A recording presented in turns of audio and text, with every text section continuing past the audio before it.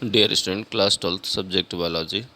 We are going to the second chapter of the biology, that is the sexual reproduction in flowering plant. It is the second video of that chapter. First chapter we have discussed the characteristic of sexual reproduction and also studied the reproductive organs of flowering plant means flower, their structure and their parts of which are participate in the process of sexual reproduction. After that, in previous video, we have studied the microsporophyll means structure of anther and how to develop in anther various pollen grains. We are going to study today's content. So, dear student,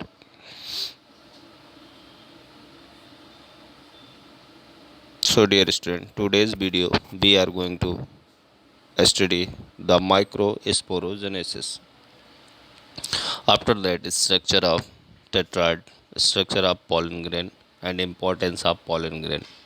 Dear student, microsporogenesis is a process is performed inside the anther, means it is the process of development of microspore, means the development of microspore is called microsporogenesis. Dear student, हमने ये जाना था जब हमने structure पढ़ा था किसका, anther का, तो हमने ये जाना था टू टाइप के सेल्स कट ऑफ होती हैं। उनमें से कुछ सेल प्राइमरी पेराइटल सेल्स और कुछ प्राइमरी स्पोरोजिनस सेल्स होती हैं। प्राइमरी पेराइटल सेल, ध्यान दीजिए, हम लोगों ने जब एंथर का स्ट्रक्चर या उसके डेवलपमेंट की स्टडी पिछले वीडियो में करी थी, तो हमने जाना था कि एंथर का डेवलपमेंट जब स्टार्ट होता है तो जो आर्की स्पोरियल सेल होती है जिससे एंथर डेवलप होता है, उस आर्की स्पोरियल सेल में टू टाइप की सेल्स डिवाइड होती हैं, प्राइमरी पेराइटल सेल और दूसरी होती हैं प्राइमरी स्पोरोजिनस सेल।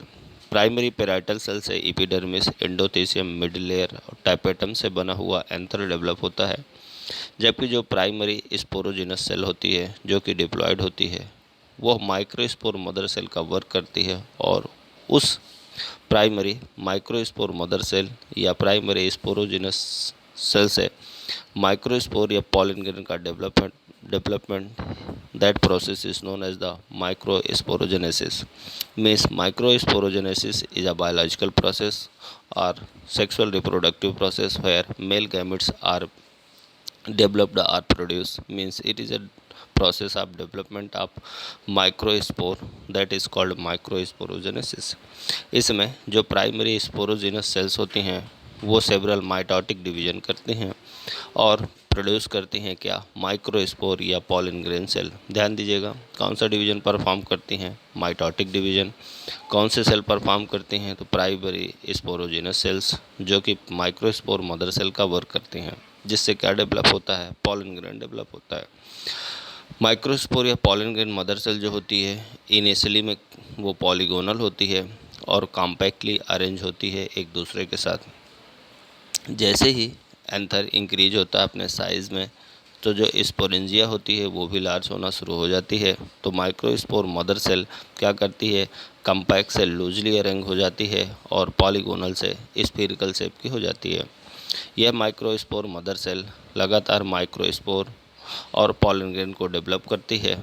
किस तरह का डिवीजन करके, माइटोटिक डिवीजन्स करके। साथ में पॉलन ग्रेन्स बस generally some of these cells degenerate and provide nutrition to the microspore. बहुत सारी जो सेल्स डेवलप होती हैं उनमें कुछ सेल्स माइक्रोस्पोर के डेवलपमेंट में के लिए डिस्ट्रॉय हो जाती हैं और एनर्जी उसे प्रोवाइड कराती हैं। हर functional microscope spore mother cell लगातार मियोसिस डिवीजन करता है और एक डिप्लॉयड से हैप्लॉयड न्यूक्लियस बनाता है। The wall formation take place by two method. Means हम इसके प्रोसेस को यदि शार्टली समझें तो माइक्रोस्पोरोजेनेसिस इज़ अ प्रोसेस, एक ऐसी प्रोसेस है जिसमें स्पोरोजिनस सेल जो कि माइक्रोस्पोर मदर सेल का वर्क करता है, जो कि डिप्लॉयड होती है। उससे ग्रेजुअली डिफरेंट स्टेप्स के द्वारा माइक्रोस्पोर या पॉलन ग्रेन का डेवलपमेंट होता है। यह प्रोसेस जिसमें माइक्रोस्पोर मदर सेल से पॉलन ग्रेन या माइक्रोस्पोर डेवलप होते हैं, वह प्रोसेस माइक्रोस्पोरोजेनेसिस कहलाती है। जब माइक्रोस्पोर मदर सेल जब एंथर इनलार्ज होता है, उस समय पर माइक्रोस्पोर मदर सेल को पहचानने का आइडेंटिफाइंग फीचर ये है कि माइक्रोस्पोर मदर सेल पॉलीगोनल होती हैं और एक दूसरे के साथ कॉम्पैक्टली अरेंज होती हैं। लेकिन जैसे ही ये माइक्रोस्पोर मदर सेल डेवलपमेंट में पार्टिसिपेट करती हैं, वैसे इनका आइडेंटिफाइंग कैरेक्टर चेंज हो जाता है। में से कॉम्पैक्टली से लूजली अरेंज हो जाती हैं और साथ में ये इनलार्ज हो जाती हैं। लगातार ये माइटोटिक डिवीजन करते हैं और बहुत सारी सेल्स बनाती हैं। उनमें सभी सेल्स डिप्लॉयड होती हैं। उनमें से कुछ सेल माइक्रोस्पोर मदर सेल का वर्क करती हैं, जबकि रिमेंस जो डिप्लॉयड सेल होती हैं वो डिजनरेट होकर के माइक्रोस्पोर मदर सेल को नरिश करती हैं, उन्हें न्यूट्रिशन प्रोवाइड करती हैं। जबकि माइक्रोस्पोर मदर सेल इनलार्ज होकर के डिवीजन परफॉर्म करती है और उससे हैप्लॉयड न्यूक्लियस वाले सेल मिलती हैं, मिस हैप्लॉयड गैमेट तैयार होते हैं। सो डियर स्टूडेंट, हमने ये जाना कि माइक्रोस्पोरोजेनेसिस मेल गैमेटोफाइट या मेगास्पोरोफिल पर होने वाली वो प्रोसेस है जिसमें microspore mother cell meiosis division के थ्रू एक सेल डिवाइड होकर 4 सेल बनाती है, डिप्लॉयड सेल हैप्लॉयड सेल में बदल जाती है और इस तरह से 4 सेल्स का ग्रुप प्राप्त होता है। मीन्स हमें टेट्राड या माइक्रोस्पोर का टेट्राड हमें मिलता है। So dear student, after the microsporogenesis हमें 4 हैप्लॉयड स्पोर्स फॉर्म्ड होते हैं मियोटिक डिवीजन्स की मदद से और वो एक दूसरे के साथ कम्पैक्टली अरेंज होते हैं। इसलिए इन 4 सेल हैप्लॉयड सेल का ग्रुप टेट्राड कहलाता है।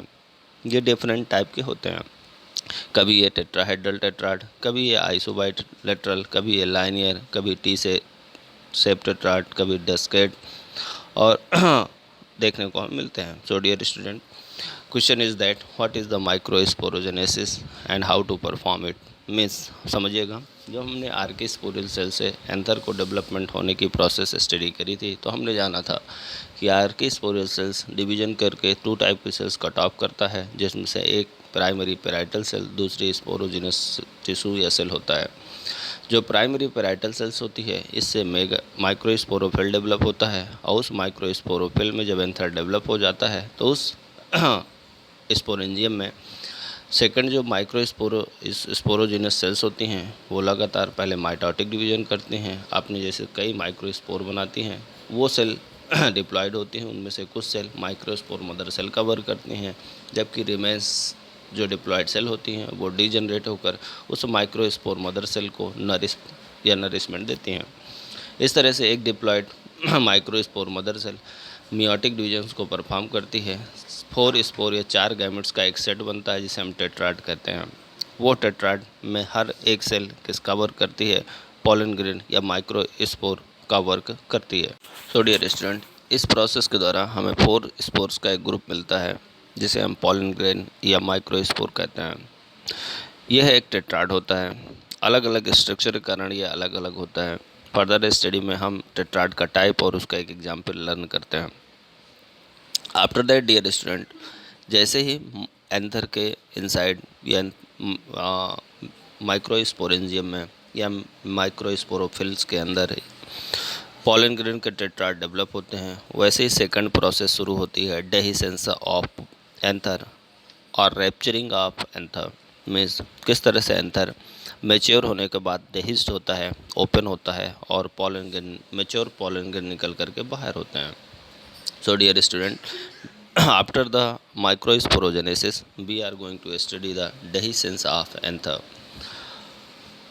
In mature anther, the wall between the 2 pollen sac means microsporangia get degenerated, forming a single chamber. Thus, a mature anther has only 2 chambers, one each in each anther. Dear student, जब हमने anther की study करी थी तो हमने जाना था कि 2 लोब और 4 चैम्बर होते हैं। जैसे ये मैच्योर होता है वैसे ही 2 चैम्बर्स के बीच की वॉल्स सेपरेट होती है और यह 2 लोब्स में सेपरेट हो जाता है।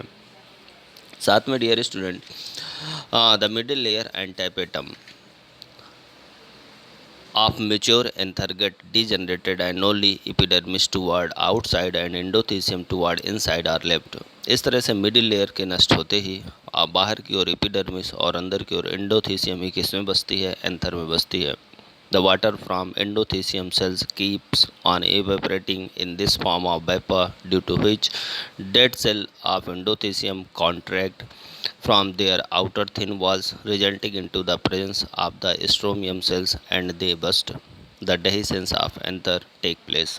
मीन्स आपने क्या जाना डियर स्टूडेंट, हमने ये जाना कि जब हमारा एंथर प्रिपेयर हुआ था तब हमने उसमें देखा था कि सबसे बाहर की ओर एपिडर्मिस, इसके बाद हमने देखा था उसमें मिडिल लेयर, इसके बाद उस पर आई थी इंडोथीसियम और टैपेटम।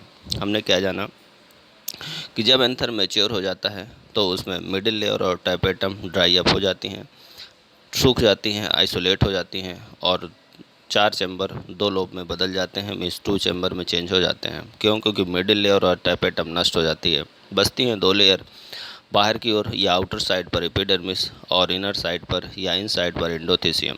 लगातार जब ये मैच्योर होगा तो एंडोथीसियम की जो सेल्स होंगी वो वाटर को इवेपोरेट करेंगी, क्योंकि पहले हाइग्रोस्कोपिक थी, अब ये वाटर को क्या करेंगी, इवेपोरेट करेंगी। इवेपोरेट करने के कारण ये सूखेंगी, सूखने से स्ट्रोमियम फटेगा और इस जो हमारे स्पोर होंगे वो निकल करके बाहर हो जाएंगे।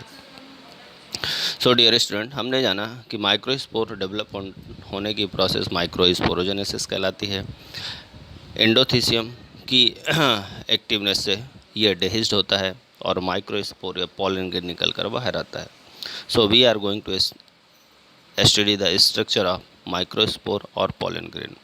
सो dear student, microspore haploid uninucleate unicellular structure होता है। समझिएगा, माइक्रोस्पोर और पॉलन ग्रेन दोनों वर्ड अलग अलग हैं और दोनों का मीन्स भी एक एक है, अलग है। माइक्रोस्पोर हैप्लॉइड होता है, यूनिन्यूक्लियेट होता है और ध्यान दीजिएगा यूनिसेलुलर स्ट्रक्चर होता है, जबकि pollen grain other hands developing male gametophyte, means ये भी हैप्लॉइड होता है लेकिन ये है क्या होता है, टू सेल्ड स्ट्रक्चर या बाइन्यूक्लियेट होता है। मीन्स आप समझिए, एंथर में जो पॉलन ग्रेन हो, जब एंथर में जब माइक्रोस्पोर होता है तब उसमें केवल एक न्यूक्लियस, वो भी हाफ सेट ऑफ क्रोमोसोम और एक सेल होती है। लेकिन जब माइक्रोस्पोर पॉलन ग्रेन में चेंज होता है तब माइक्रोस्पोर में डिवीजन होता है, न्यूक्लियस 1 से 2 हो जाते हैं, इसलिए इसे बाइसेल्ड भी कहा जाता है और इसी से ही क्या डेवलप होता है, गैमेटोफाइट डेवलप होता है। तो हमने जाना कि माइक्रोस्पोर हैप्लॉइड होता है, यूनिन्यूक्लियेट होता है, यूनिसेलुलर स्ट्रक्चर होता है, जबकि जो पॉलन ग्रेन होता है वो मेल गैमेटोफाइट को डेवलप करता है या डेवलपिंग मेल गैमेटोफाइट होता है। माइक्रोस्पोर मैच्योर होते हैं किसके, डेहिसेंस से पहले एंथर के अंदर। हर मैच्योर माइक्रोस्पोर में आप समझिएगा structure of microspore, her microspore के चारों तरफ एक रफ वाल्ड स्ट्रक्चर होता है जिसे हम क्या कहते हैं, एक्साइन कहते हैं, जबकि जो अंदर की तरफ वाल होती है उसे इंटाइन कहा जाता है। Means microspore is surrounded by 2 layer, protecting layer, surrounding layer. Outermost layer is known as the exine and innermost layer is the intine. Outermost layer is continuous, but innermost layer is not continuous. Dear student, एक question और है, कहा जाता है कि ये जो हमारे पॉलन ग्रेन होते हैं ये लिविंग फॉसिल्स होते हैं और इनको स्टोर करने की या प्रिजर्व करने की अलग से ज़रूरत नहीं होती है। क्यों? समझिएगा, एक केमिकल है जिसका नाम है sporopollenin. Learn the name, 1 marks question for your annual examination. A chemical that name is the sporopollenin. यह मोस्ट रेजिस्टेंट केमिकल है किसके खिलाफ, the high temperature physical chemical biological decomposers के खिलाफ, इसलिए ये अपने आप ही फॉसिल के फॉर्म में क्या हो जाते हैं, प्रिजर्व हो जाते हैं। तो एक क्वेश्चन था यहाँ पर, माइक्रोस्पोर या पॉलन ग्रेन 2 मेम्ब्रेन से बनी हुआ स्ट्रक्चर है, आउटर मोर एक्साइन और इनर लेयर इंटाइन कहलाती है। आउटर लेयर कंटिन्यूअस होती है, जबकि इनर लेयर एक जगह पर रैप्चर या डिसकंटिन्यूअस होती है, और जहाँ पर डिसकंटिन्यूअस होती है इंटाइन, वह पर्टिकुलर प्लेस जर्म पोर कहलाता है, और यहीं से पॉलन ग्रेन डेवलप होकर के अपने ट्यूब्स को बाहर करता है। कहा जाता है कि ये लिविंग फॉसिल होते हैं या सेल्फ प्रिजर्व होते हैं। क्योंकि इनकी कहाँ पर, इनकी इन वॉल्स पर क्या पाया जाता है, एक केमिकल पाया जाता है। मिस कहाँ पर पाया जाता है, एग्जाइन पर या एंटाइन पर? तो पाया जाता है ये एग्जाइन पर, जिसका नाम है स्पोरोपोलिन, जो physical factor just like temperature, stress, इनसे केमिकल और बायोलॉजिकल डिकम्पोजर से उसे सेव करता है। ये मोस्ट रेसिस्टेंट केमिकल है, और इससे उसके अंदर पाया जाने वाला न्यूक्लियस या अदर जेनेटिक मटेरियल सेव हो जाता है। सो डियर स्टूडेंट, माइक्रोस्पोरोजेनेसिस की process 2 mark question important question है। फिर सेकंड क्वेश्चन आता है 1 mark question, the role of dehiscence, means कौन कौन सी लेयर्स होती हैं जिनका डेहिसेंस में बड़ा रोल होता है। और थर्ड आता है स्ट्रक्चर ऑफ माइक्रोस्पोर। तो स्ट्रक्चर ऑफ माइक्रोस्पोर को अभी हमने आपसे डिस्कस किया, जिसमें 1 मार्क्स क्वेश्चन किसका है, स्पोरोपोलिन का है। सो डियर स्टूडेंट, इसे एक बार फिर से रिवाइज किया जाए, क्योंकि यहाँ पर 3 मार्क्स क्वेश्चन है। पहला है माइक्रोस्पोरोजेनेसिस, जो डायग्राम आपके सामने ड्रा है, इसे well up to date draw करिए और कई बार समझिए। माइक्रोस्पोरोजेनेसिस में आपने जाना था कि जब हमने एंथर को डेवलप किया था, आर्की स्पोरियल सेल ने टू टाइप की लेयर बनाई थी। एक थी प्राइमरी पेराइटल और दूसरी थी स्पोरोजेनस सेल। अब प्राइमरी पेराइटल सेल से क्या डेवलप हुआ, एंथर डेवलप हुआ, जबकि जो स्पोरोजेनस सेल्स थी, इससे पॉलन ग्रेन या माइक्रोस्पोर डेवलप होगा। यह स्पोरोजेनस जो सेल्स होगी, ये पहले लगातार माइटोटिक डिवीजन करेगी, बहुत सारे डिप्लॉयड सेल बनाएंगी, उनमें से कुछ सेल माइक्रोस्पोर मदर सेल का वर्क करेंगी, रिमेन्स डिजनरेट होकर उन्हें नरिश करेंगी। इस तरह से जो कुछ सेल्स जो कि स्पोरोजिनस सेल्स की डिवीजन से बनी है, वो माइक्रोस्पोर मदर सेल का वर्क करेंगे। कैसे पहचानेंगे, क्योंकि ये पहले कॉम्पैक्टली अरेंज होंगी, पॉलीगोनल होंगी, और जब ये माइक्रोस्पोर मदर सेल का वर्क करेंगी ये सेल, तब ये लूजली अरेंज होंगी, और ये कैसे होंगी, स्फीरिकल या राउंड शेप की हो जाएंगी। इनमें मियोटिक डिवीजन होगा, 4 स्पोर का एक ग्रुप बनेगा, जिसे हम टेट्राड कहेंगे। अब ये टेट्राड ही माइक्रोस्पोर होंगे इसमें, और ये एंथर के अंदर मैच्योर होंगे। मैच्योर होने के बाद अब इनका डेहिसेंस कैसे होगा, मिस एंथर कैसे अपने आप रैप्चर होगा, किस लेयर की हेल्प से या किस मैकेनिज्म से ये फटेगा, और पॉलन ग्रेन या टेट्राड निकल कर बाहर होंगे। तो डियर स्टूडेंट, जब हमने इस स्ट्रक्चर को पढ़ा था, तब हमने जाना था कि 4 लेयर थी। पहली थी एपिडर्मिस, फिर थी एंडोथीसियम, फिर मिडिल लेयर, और लास्ट में थी टैपेटम। जब मैच्योर हो जाता है एंथर, उस समय पर मिडिल लेयर और टैपेटम डिस्ट्रॉय या डिजनरेट हो जाती हैं, और एंथर में केवल 2 लेयर बचती हैं, बाहर की ओर एपिडर्मिस और अंदर की ओर एंडोथीसियम। एंडोथीसियम की सेल्स मैच्योर होने पर किसके, एंथर के, क्या होने शुरू करती हैं, इवेपोरेट होना शुरू होती हैं, ड्राई अप होना शुरू होती हैं, जिससे इनके लेयर्स पर, फरोज पर स्ट्रेस आता है, और स्ट्रोमियम ओपन हो जाता है, और वो टेट्राड या पॉलन ग्रेन निकल कर बाहर हो जाते हैं। यहीं पर अंतर आता है किसका, माइक्रोस्पोर और पॉलन ग्रेन का। जब तक एंथर के अंदर यह पर्टिकुलर गैमेट्स होता है, तब इसे हम माइक्रोस्पोर कहते हैं, और एंथर से यह माइक्रोस्पोर मैच्योर होकर वहाँ से निकल कर बाहर होता है, और निकलने पर वो क्या होता है, पॉलन ग्रेन होता है। तो माइक्रोस्पोर क्या होता है, एक न्यूक्लियस होता है, वो भी सिंगल न्यूक्लियस। ये एक सेल होती है, और हैप्लॉइड सेट ऑफ क्रोमोसोम होते हैं। इस माइक्रोस्पोर्स पर सेलुलर डिवीजन होता है, जिससे बाई सेलुलर स्ट्रक्चर बनता है, जिसे हम पॉलन ग्रेन कहते हैं, और इससे क्या, डेवलपिंग गैमेटोफाइट होता है। सो इस तरह से हमने पॉलन ग्रेन को डेवलप किया, और पॉलन ग्रेन डेवलप होकर के रेडी हो गए। सो डियर स्टूडेंट, अब हम जानेंगे कि किस तरह माइक्रोस्पोर से क्या डेवलप होता है। माइक्रो गैमेटोजेनेसिस की प्रोसेस होती है, या मेल गैमेट डेवलप होता है। डियर स्टूडेंट, फर्स्ट वीडियोज़ में हमने एंथर के डेवलपमेंट की प्रोसेस जानी। टुडेज़ वीडियो में हमने माइक्रोस्पोरोजेनेसिस, डेहिसेंस ऑफ एंथर, और उससे बना हुआ टेट्राड को हम का स्ट्रक्चर में से structure of pollen grain microspore. अभी हम डिस्कस कर रहे थे कि जब एंथर के अंदर यह गैमेट्स होता है, तब इसे माइक्रोस्पोर, और जब वहाँ से मैच्योर होकर बाहर निकलता है, तब ये डेवलपिंग गैमेटोफाइट होता है। आखिर माइक्रोस्पोर में वो कौन सा डेवलपमेंट होता है जिससे वह पॉलन ग्रेन कहलाता है, या वह डेवलपिंग मेल गैमेटोफाइट के नाम से जाना जाता है। एक डायग्राम आपके सामने है। पहले हम डिस्क्रिप्शन को स्टडी करेंगे, फिर डायग्रामेटिक स्टडी इसकी करेंगे। डियर स्टूडेंट, इंपॉर्टेंट क्वेश्चन चल रहा है, ये 3 मार्क्स यहाँ पर मिलेंगे आपको। तो शुरू करते हैं description. Microspore is the first cell of male gametophyte. It starts germinating prior to dehiscence of microsporangium. First of all, the microspore nucleus form a large vegetative or tube nucleus and a small generative nucleus. Through a meiotic division, a wall is formed between the two nuclei, thus a large vegetative cell and a small generative cell are formed. So two cells are formed on here. So two-celled stage microspore liberate from microsporangium and reach to the stigma of carpel by pollination. On reaching the stigma, the pollen grain germinate to form pollen tube. During the growth of pollen tube, the vegetative nucleus and generative nucleus migrate into the pollen tube.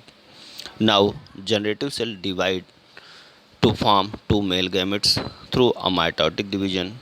The vegetative cell gradually degenerate and male gametes migrate to the distal end of pollen tube. That is the process of microgametogenesis or development of male gamete. Dear student, यदि हम कहें तो micro gametogenesis की process में जो microspore anther के अंदर develop होता है, उससे मेल गैमेटोफाइट डेवलप होने की एक प्रोसेस है। ये शुरुआत कब से होती है? जब माइक्रोस्पोरेंजियम क्या होती है, डेहिसेंस के लिए तैयार होती है, उससे पहले या उस समय पर ये प्रोसेस को परफॉर्म किया जाता है। सबसे पहले क्या होता है? सबसे पहले जो माइक्रोस्पोर डेवलप होता है उसका न्यूक्लियस इनलार्ज होता है और इनलार्ज होने के बाद यह डिवाइड होकर के एक वेजिटेटिव या ट्यूब न्यूक्लियस बनाता है और एक छोटा जनरेटिव न्यूक्लियस बनाता है।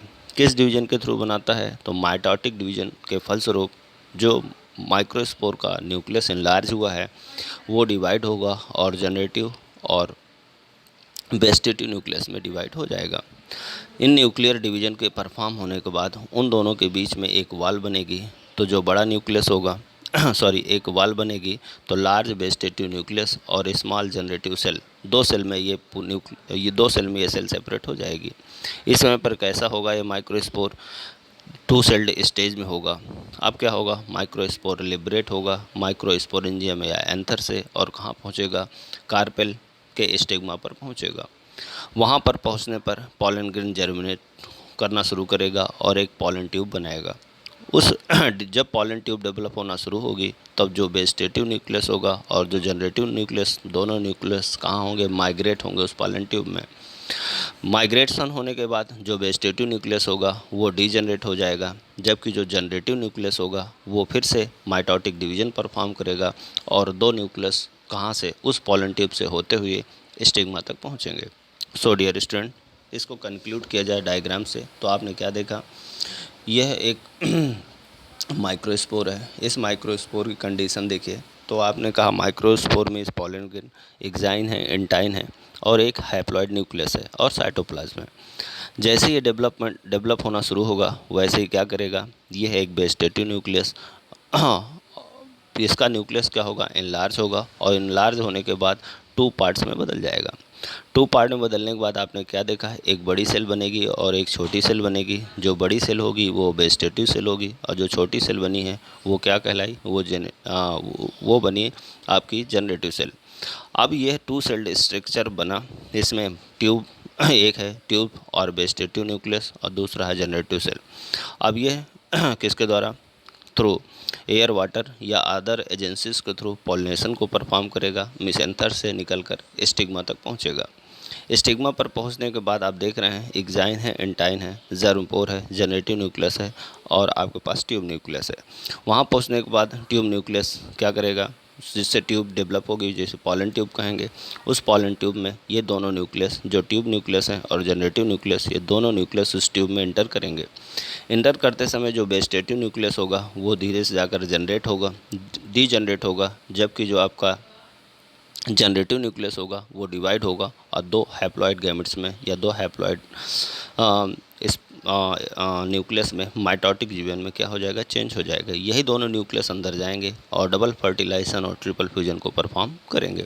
सो डियर स्टूडेंट, हमने ये जाना कि जो माइक्रोस्पोर होता है उसका वो डेवलपिंग मेल गैमेट्स में कैसे प्रिपेयर होता है। सबसे पहले उसका न्यूक्लियस इनलार्ज होगा। इनलार्ज होने के बाद वह न्यूक्लियर डिवीजन को करेगा, इससे एक बड़ा और एक छोटा न्यूक्लियस बनेगा, दोनों के बीच में वॉल बनेगी और वह वॉल बनते ही माइक्रोस्पोर 2 सेल्ड स्टेज में पहुंच जाएगा। इसके बाद वह पॉलिनेशंस को परफॉर्म करेगा। पॉलिनेशन होने के बाद जब ये स्टिग्मा पर लैंड करेगा, वैसे इससे एक पॉलन ट्यूब डेवलप होगी और उस पॉलन ट्यूब में वेजिटेटिव और जनरेटिव न्यूक्लियस ट्रबल करना शुरू करेंगे। ट्रबल करते समय जो वेजिटेटिव न्यूक्लियस होगा वो डीजनरेट हो जाएगा, जबकि जो जनरेटिव न्यूक्लियस होगा वो फिर से माइटोटिक डिवीजन करेगा और 2 न्यूक्लियस में बदल जाएगा। ये दोनों न्यूक्लियस पॉलन ट्यूब से होते हुए एम्ब्रॉय सैक तक पहुंचेंगे। वहां embryo sac means female gametophyte से ये डबल फर्टिलाइजेशन और ट्रिपल फ्यूजन को परफॉर्म करेंगे, जिससे सीड और फ्रूट्स का डेवलपमेंट होगा। सो डियर स्टूडेंट, यह एक पूरी प्रोसेस थी। यदि फुल क्वेश्चन हुआ तो 4 marks. What is the structure of स्टेमन, microsporogenesis, second structure of anther होगा, माइक्रोस्पोरोजेनेसिस होगी, स्ट्रक्चर ऑफ टेट्राड होगा, स्ट्रक्चर ऑफ पॉलन ग्रेन होगा, साथ में होगा मेथड ऑफ डेहिसेंस और इम्पोर्टेंस ऑफ स्पोरोपोलेनिन, साथ में जुड़ेगा माइक्रोगैमेटोजेनेसिस। डियर स्टूडेंट, 100% 1 मार्क क्वेश्चन यहाँ से शो है, 1 to 3 मार्क्स क्वेश्चन यहाँ को रिप्रेजेंट करेगा। सो डियर स्टूडेंट, हमने अभी मेल गैमेटोफाइट के बारे में जाना। अब हम जानने जा रहे हैं फीमेल गैमेटोफाइट या कार्पेल या मेगा स्पोरोफिल या female gametophyte of reproductive part of the plant. Dear student, carpel और मेगा स्पोरोफिल और गाइनोसियम, कार्पेल हो, मेगा स्पोरोफिल हो या गाइनोसियम, ये सभी नाम फीमेल गैमेटोफाइट या female reproductive organs of flower को रिप्रेजेंट करते हैं। गाइनोसियम, पिस्टिल, ये फीमेल रिप्रोडक्टिव व्हर्ल या चक्र होते हैं फ्लावर के। इसमें means it consist 1 or more carpels. Carpel are called ovule bearing modified leaf, hence they are also called megasporophyll. When pistil consists of 1 carpel, it is called simple. When it consists 2 or more carpel, that is called compound pistil. Sometime it is apocarpus, sometime it is syncarpus। Means हमने ये जाना कि stigma, style और ovary, इन तीनों से मिलकर बना हुआ जो लीफी स्ट्रक्चर होता है वो मेगा स्पोरोफिल, कार्पेल या गाइनोसियम या पिस्टिल के नाम पर जाना जाता है। कार्पेल्स ओव्यूल्स को बियर करता है, मॉडिफाइड लीफ होता है और ओव्यूल और मॉडिफाइड लीफ होने के कारण इनको मेगा स्पोरोफिल के नाम पर भी जाना जाता है। जो बंच होता है इनका पिस्टिल्स का कार्पेल का, उन्हें पिस्टिल्स के नाम पर जानते हैं। कभी एक होता है तो सिंपल होता है, कभी 2 या 2 से अधिक होते हैं तब ये कंपाउंड होता है। कभी ये आपस में फ्री होते हैं और कभी आपस में ये जुड़े हुए होते हैं, यूनाइटेड होते हैं। तो जब सभी कार्पल आपस में ज्वाइंटेड होते हैं तब हम इन्हें जब ये आपस में फ्री होते हैं तब हम इन्हें एपोकार्पस, और जब ये फ्री होते हैं तब हम इन्हें सिरकार्पस के नाम पर जानते हैं। डियर स्टूडेंट, ये सारी टर्मिनोलॉजी 10th और 11th में आपको स्टडी कराई जा चुकी है। हर कार्पेल 3 पार्ट से मिलकर बना होता है, जिसमें upper part landing part stigma है जो आपके सामने रिप्रेजेंट किया जा रहा है। सेकंड पार्ट स्टाइल है जो एक फिलामेंटस ट्यूब लाइक स्ट्रक्चर है, और थर्ड एक पिचर लाइक या सैक लाइक स्ट्रक्चर डेवलप होता है जिसे हम ओवरी कहते हैं। मीन्स स्टिग्मा वो होता है जो कार्पेल का एपिकल या सबसे आगे वाला भाग होता है, जहाँ पर पॉलन ग्रेन को रिसीव किया जाता है या वो प्लेटफॉर्म दिया जाता है जहाँ पर पॉलिनेटेड होने वाला पॉलन ग्रेन स्टिग्मा पर क्या करता है, लैंड करता है। स्टाइल एक लॉन्ग स्टाक लाइक स्ट्रक्चर होती है जो स्टिग्मा और ओवरी को कनेक्ट करने का वर्क करती है, और ओवरी एक सूच फूला हुआ हालो पार्ट होता है जहाँ पर ओव्यूल अटैच होता है, और ओव्यूल ही फीमेल गैमेटोफाइट या मेगा स्पोरोफिल या उसे ही नाम दिया जाता है एग। सो डियर स्टूडेंट, हमने ये माना कि कार्पेल, मेगा स्पोरोफिल, गाइनोसियम या पिस्टल ये फीमेल रिप्रोडक्टिव फ्लावर के ऑर्गन्स हैं। इनमें से जो कार्पेल होता है ये कभी यूनाइटेड होता है, कभी फ्री होता है, तो इन्हें एपो और सिनकार्पस कहते हैं। और यह 3 पार्ट स्टिग्मा, स्टाइल और ओवरी से मिलकर बना होता है। ओवरी वह पार्ट होता है जहाँ पर ओव्यूल डेवलप होता है और वहीं पर डबल फर्टिलाइजेशन और ट्रिपल फर्टिलाइजेशन फ्यूजन को परफॉर्म किया जाता है। The megaspore and embryo sac are formed in the ovules. तो यदि हम ओव्यूल के स्ट्रक्चर को देख लें तो हमें सारा मैकेनिज्म समझ में आना शुरू हो जाएगा। Dear student, TS view LS of an orthotropous ovule of angiosperm, एक टिपिकल एंजियोस्पर्म ओव्यूल का डायग्राम आपके सामने है। शुरू किया जाए तो सबसे पहले आप देखेंगे कि इसमें एक स्टॉक लाइक स्ट्रक्चर है। जो स्टॉक लाइक स्ट्रक्चर या और डिस्क लाइक स्ट्रक्चर ये इस ओव्यूल को ओवरी की दीवार से अटैच करता है। ध्यान से सुनिएगा वरना आप टर्मिनोलॉजी प्रॉपर नहीं कर पाएंगे। तो आपने क्या देखा, आपने ये देखा कि ये जो ओव्यूल है ये कहाँ पाया जाता है, ओवरी के में अटैच होता है। तो ये ओव्यूल आपने जिस स्टॉक लाइक स्ट्रक्चर या डिस्क लाइक स्ट्रक्चर से ओवरी की दीवार से अटैच होता है वह यह स्ट्रक्चर फ्यूनिकल के नाम पर जाना जाता है। तो what is the funicle? Funicle वह स्टॉक या फिट लाइक स्ट्रक्चर होता है जो ओव्यूल को अटैच करता है किसकी, ओवरी की दीवार से। फिर आपने क्या देखा, एक वेस्कुलर स्टैंड निकलता है जो सप्लाई का वर्क करता है। इसके बाद आपने हाइलम देखेंगे, हाइलम के आगे और चलते जाएंगे तो आपको चलेजा मिलेगा। तो आप ये ऐसा मानिए कि जो हाइलम होता है उसका जस्ट अपोजिट पार्ट क्या होगा, चलेजा होगा। तो एक पार्ट आपका ये हाइलम है और दूसरा पार्ट आपका चलेजा है। तो यदि चलेजा यहाँ पर है तो हाइलम जस्ट इसका अपोजिट पर होगा। अब हम लोग पहुँचते हैं कहाँ पर, इसके सेंटर पर। तो ये एक सैक लाइक स्ट्रक्चर इस पर डेवलप होगा जिसे हम एम्ब्रॉय सैक कहेंगे। उस एम्ब्रॉय सैक में आप क्या देखेंगे, 7 सेल और 8 न्यूक्लियस देखेंगे। लेकिन अभी हमारा काम क्या है, केवल यहाँ पर नॉमेनक्लेचर को जानना। तो जो ये एम्ब्रॉय सैक था, इस एम्ब्रॉय सैक में आपने अपर पार्ट पर एंटीपोडल सेल देखेंगी, आपको लोअर पार्ट पर एग ऑपरेटस दिखेगा और सेंटर पर आपको क्या दिखेंगे, 2 पोलर न्यूक्लियाई दिख रहे होंगे। यह चारों तरफ से कवर के द्वारा कवर होता है। जो कवरिंग होती है उसकी इंटेगुमेंट कहलाती है। ये बाई कवर होता है, एक आउटर इंटेगुमेंट और एक इनर इंटेगुमेंट। जहाँ से एम्ब्रॉय सैक सिस्टम से बाहर ओपन होता है वह पार्ट माइक्रोपाइल के नाम पर जाना जाता है, दैट इज़ द माइक्रोपाइल। आपने देखा ये दोनों क्या हैं, इनर इंटेगुमेंट और आउटर इंटेगुमेंट। ये हुआ आपका एम्ब्रॉय सैक और ये एम्ब्रॉय सैक एक पर्टिकुलर गेट या डोर से ओपन होता है और वह गेट या डोर जिससे एम्ब्रॉय सैक बाहर ओपन होता है उसे माइक्रोपाइल कहा जाता है। या माइक्रोपाइल वह रास्ता है जिससे पॉलन ट्यूब एम्ब्रॉय सैक के अंदर क्या करती है, इंटर करती है या प्रवेश करती है। So dear student, megaspore and embryo sac are formed in the ovules. Means megaspore हो या जिसे हम एम्ब्रॉय कहते हैं वह एम्ब्रॉय सैक के अंदर फॉर्म होता है और एम्ब्रॉय सैक कहाँ पाया जाता है, ओव्यूल के अंदर बनता है। The nucleus is fill in the centre of ovule which is enclosed by 2 layer of integument. अब हम डिस्क्रिप्शन शुरू करते हैं। आपने देखा है जो एक डॉटेड स्ट्रक्चर एम्ब्रॉय सैक के चारों तरफ दिख रहा है ये न्यूक्लियस है। तो कहा गया कि जो ओव्यूल होता है उस ओव्यूल में न्यूक्लियस की सेल्स फिलअप रहती हैं और the nucleus is filled in the centre of ovule. और ये सेंटर पर भरा हुआ जो न्यूक्लियस होता है ये 2 लेयर या से कवर्ड रहता है जिसे इंटेगुमेंट कहा जाता है। The development of embryo sac take place inside the nucleus. Means जो एम्ब्रॉय सैक का डेवलपमेंट होता है वो न्यूक्लियस के अंदर होता है। Ovules remain attach with the placenta by a stalk like structure called funicle. जो ये पूरा ओव्यूल होता है वो प्लेसेंटेशन के थ्रू मीन्स ओवरी की दीवार से एक डिस्क या स्टॉक लाइक स्ट्रक्चर से अटैच होता है जिसे हम फ्यूनिकल के नाम पर जानते हैं। अभी हमने आपको डिस्कस किया। Hilum is the point of attachment of the body of ovule with the funicle. और हाइलम वह जगह होती है जहाँ से वह ओव्यूल उस पर्टिकुलर फ्यूनिकल को ऐड करता है। सेकंड वर्ड आपको दिखेगा रैफे, एक लॉन्गिट्यूडनल रिज होती है जो लॉन्ग लेंथ वाइज फॉर्म होती है किसके फ्यूजन से, फ्यूनिकल और बॉडी के ओव्यूल से। फिर आते हैं माइक्रोपाइल। क्या होता है, एक नैरो पोर फॉर्म होता है प्रोजेक्शन लाइक इंटेगुमेंट से जिससे क्या पॉलन ट्यूब अंडर इंटर करती है। चलेजा वो प्लेस होता है जिससे इंटेगुमेंट फॉर्म होना या बनना शुरू होता है। ओनली 1 इंटेगुमेंट, कभी कभी मेगास्पोर में 1 इंटेगुमेंट पाया जाता है और कभी कभी यह 2 या 3 भी देखने को मिलते हैं।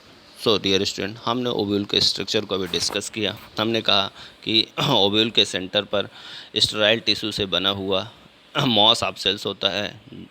वह मॉस ऑफ सेल्स न्यूक्लियस कहलाता है। इस न्यूक्लियस में ही एम्ब्रॉय सैक का डेवलपमेंट होता है। न्यूक्लियस 2 कवर पर कवर रहता है जिसे आउटर इंटेगुमेंट और इनर इंटेगुमेंट कहा जाता है। फ्यूनिकल वह डिस्क लाइक स्ट्रक्चर होता है जो ओव्यूल को ओवरी से जोड़ता है। चलेजा वह हम वो प्लेस होता है जहाँ से ओव्यूल फ्यूनिकल से ऐड होता है। माइक्रोपाइल वह पोर या गेट होता है जहाँ से पॉलन ट्यूब कहाँ पर एम्ब्रॉय सैक के अंदर एंटर करती है।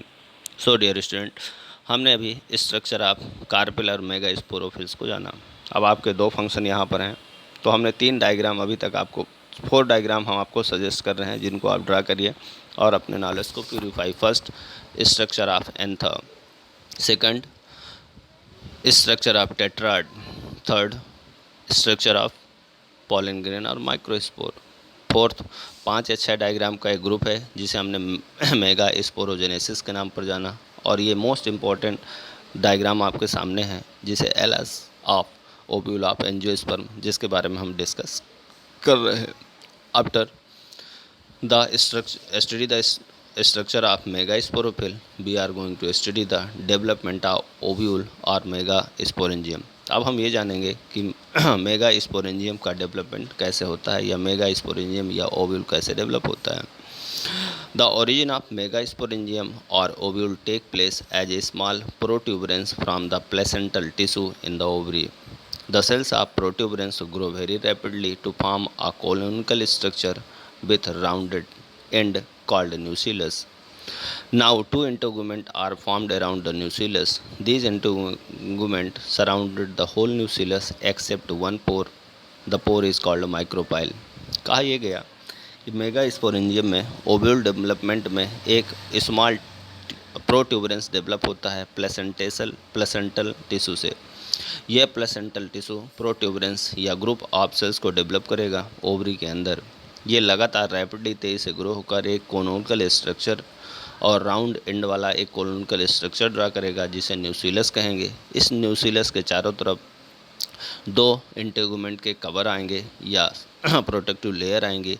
साथ में इंटेगुमेंट सराउंडेड होगा पूरे न्यूक्लियस को, केवल एक जगह छूटेगा, वो होगा माइक्रोपाइल। उस माइक्रोपाइल की हेल्प से या उस पोर से ही क्या इंटर करेगी, पॉलन ट्यूब एम्ब्रॉय सैक के अंदर इंटर करेगी। So dear student, in next video we are going to study the next content. Thank you, have a nice day.